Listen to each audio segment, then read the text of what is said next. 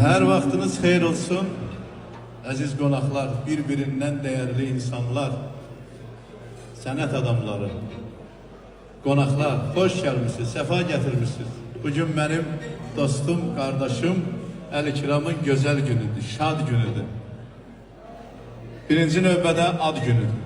Təbrik edirəm. Bir alqış gəlsin.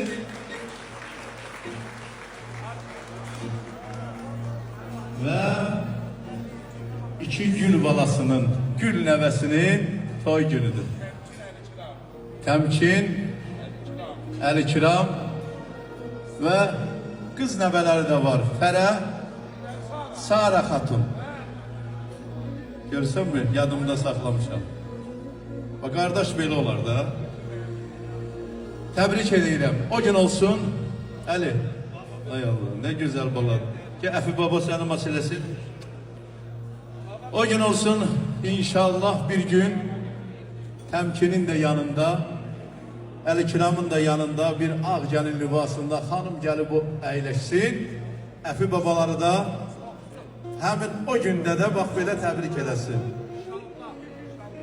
Bayaqki alqış Əlikiramın şərəfinə idi, ad günü. Amma balaca bəylərin şərəfinə elə bir alqış gəlsin, boymuzdan titrəsin. Alqışlar. Babasın, nənəsin, mükər dostum, nəvədə şirin nə var? Heç nə yoxdur, inanın. Əvvəl deyirdilər ki, nəvə şirindir, deyirdim ay Allah, görəsən bu nətər olur şirin.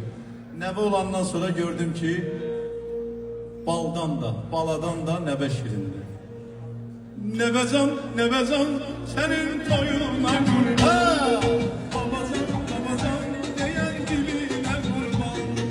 Nəvəcan, nəvəcan, sizin toyunuza qurban. Babacan, nənəcan, deyən dilinə qurban.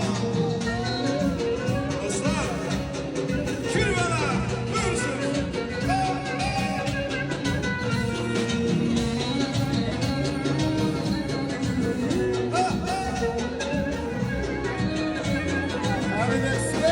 Evimin şah sultan, sürüm ayılsa, mənə saadet gətirəm, nurlu ayılsa.